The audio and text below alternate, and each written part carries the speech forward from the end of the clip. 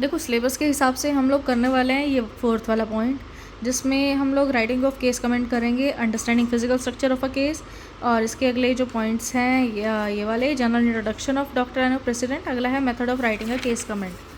तो अगर हम इसमें चलते हैं, understanding physical structure of a case reported in a legal journal. अब फिजिकल स्ट्रक्चर क्या होता है, अगर कोई भी केस को रिपोर्ट करते हैं स्पेशली लीगल जर्नल में, उसकी समझ के बारे में बात कर रहे हैं। और कुछ ये जर्नल्स हैं AIR, SCC, स्केल, JT, ठीक है।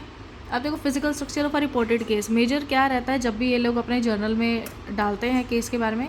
सबसे पहले केस का टाइटल आता है या नेम आता है, जिससे कि पिटिशनर वर्सेस रिस्पोंडेंट या उनका नेम, ठीक है। और उसके बाद सिटेशन आती है जिसमें यूनिक एड्रेस रहता है। एग्जांपल के लिए जैसे हम आगे की बाकी लाइन लिखते हैं 2009 का था, इस वाले पेज पे था 193 है ना 9 एग्जैक्ट, इस तरीके से।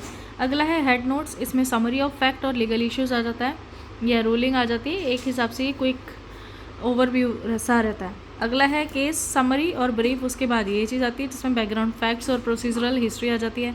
अगला जजमेंट है, जजमेंट के अंदर हम लोग सारी बात करते हैं कि कोर्ट टेक्स्ट आता है इसमें, जिसमें रीजनिंग आती है, जिसमें कि हम देखो प्रेसिडेंट्स के बारे में बात करते हैं तो दो तरीके के दोनों ही आ जाते हैं इसमें, रेसियो रेसिडेंडी और ऑबिटर डिक्टा। ऑबिटर में ऑब्जर्वेशन है और रेसियो रेसिडेंडी का मतलब है बाइंडिंग लीगल डिसीजन, ठीक है, या रीजनिंग एक हिसाब से। और अगला हम देते हैं फाइनल ऑर्डर कि अलाउड हो गया या फिर डिसमिस हो गया। आपको जनरल्स हैं उनके बारे में पढ़ लेते हैं। SCC है सुप्रीम कोर्ट केसेस, AIR है ऑल इंडिया रिपोर्टर, ठीक है, ये हाई कोर्ट और सुप्रीम कोर्ट दोनों की जजमेंट्स लिखता है। अगला है स्केल, ये fast reporting supreme court cases देता है, जैसे ही कोई भी डिलीवर्ड हो जाता है ना रिज़ल्ट, तो उसी टाइम ही फटाफट ये लोग अपडेट कर लेते हैं। और JT है जजमेंट टुडे, और ये अगर एक और अनदर फास्टिंग रिपोर्टिंग जर्नल है जो कि सुप्रीम कोर्ट की केसेस के लिए करता है। और अगला है SCR, ये सुप्रीम कोर्ट रिपोर्ट्स हैं, ये ऑफिशियल रिपोर्टर है जो कि गवर्नमेंट ऑफ इंडिया पब्लिश करती है। तो मेजर अगर AIR की बात करें, ये ऑल इंडिया रिपोर्टर, ये SC और HC के केसेस करता है, बाकी सब के सब मोस्टली सुप्रीम कोर्ट के केस करते हैं। अगला है precedent as a source of law, और इसी में ही दो ऑप्शन, रेसियो रेसिडेंडी और ओबिटा डिक्टम। इसमें क्या है देखो, अगर इनके पॉइंट्स की बात करें तो precedent as a source of law, अगर प्रेसिडेंट्स होते हैं जो ऑलरेडी पहले ही जजमेंट्स आई हुई हैं उनके बेस पे चलना, तो उसके अकॉर्डिंग बात करें तो कुछ पॉइंट्स मैंने बनाए हुए हैं, जैसे कि कॉन्स्टिट्यूशनल फाउंडेशन ऑफ इंडिया। अब जैसे 141 है कॉन्स्टिट्यूशन का, ठीक है, यही बताता है स्टेट डिसीजेस कि भाई उसी को ही एप्लीकेबल करो, कोई एक बार आ चुकी है जजमेंट, तो जैसे सुप्रीम कोर्ट से नीचे हाई कोर्ट आई है तो उसके नीचे वाले उसको एप्लीकेबल कर सकते हैं।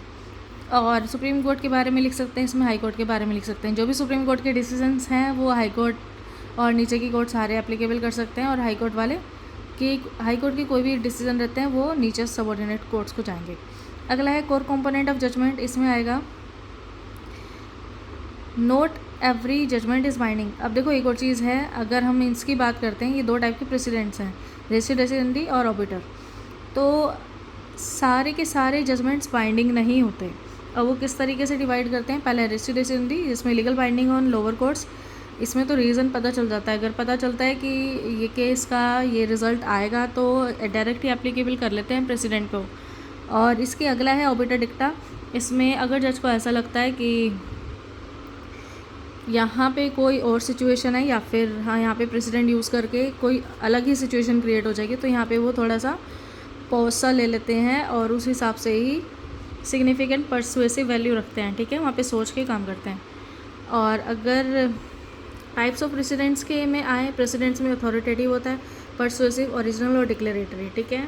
अथॉरिटेटिव हो गया, कौन इसके अथॉरिटेटिव रहेगा, जैसे सुप्रीम कोर्ट, और परसुएसिव जैसे हमने ऑबिटर में किया कि सारा कुछ सोच समझ के करते हैं, और ओरिजिनल और डिक्लेरेटरी आप लिख सकते हो उसके बारे में बना के। कुछ एक्सेप्शंस हैं, जैसे परसेप्शन कहाँ काम नहीं आ सकती, अगर कोई केयरलेसनेस हो गई या फिर इन साइलेंस वाली चीज़ होगी कि पता नहीं चला जज को या फिर किसी ने बताया नहीं कि इसके पीछे क्या कोई ना कोई रीज़न रहा, कुछ भी कोई भी इंपॉर्टेंट चीज़ छूट गई, तो वहाँ पे प्रेसिडेंट काम नहीं आता। और डिस्टिंग्विशिंग और मेजर ये भी रहता है कि लोअर कोर्ट्स और अपर कोर्ट्स, जैसे हाई कोर्ट सुप्रीम कोर्ट की बात करें तो हाई कोर्ट के डिसीजन को ऊपर अलो ना करना और उसको उसके अगेंस्ट कोई ना कोई डिसीजन रहना, तो ये चीज़ें रहती हैं इन दोनों कोर्ट्स के बीच।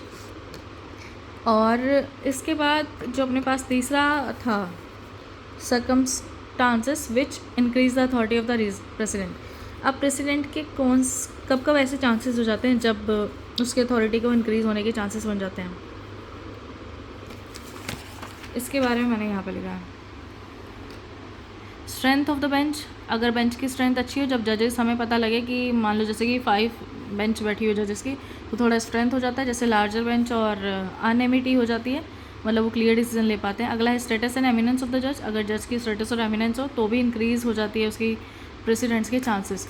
और फ्रीक्वेंट अफर्मेशन एंड फॉलोइंग, अगर मान लो कोई भी जजमेंट दे दी है, कोई भी एज अ प्रेसिडेंट रहा है, तो अगर वो लॉन्ग स्टैंडिंग अथॉरिटी रहती है, मतलब वो लंबे टाइम तक कंटिन्यूटी में है, तो उसकी अप्रूवल और ज़्यादा बढ़ जाती है, मतलब अथॉरिटी और ज़्यादा इंक्रीज़ हो जाती है।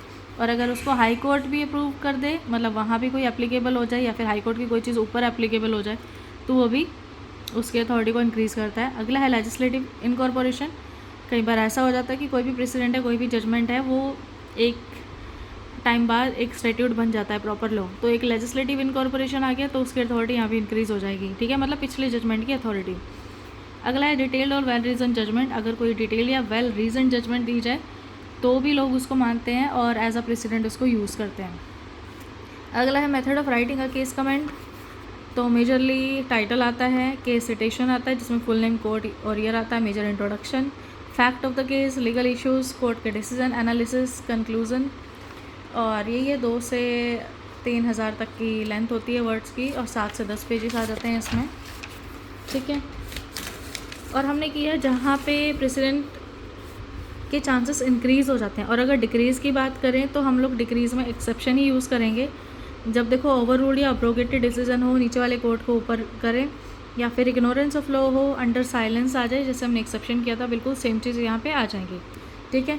तो यहाँ हमने कंप्लीट किया है अपना ये वाला टॉपिक 4th नंबर वाला, और सिलेबस के अकॉर्डिंग। चलो ओके बाय।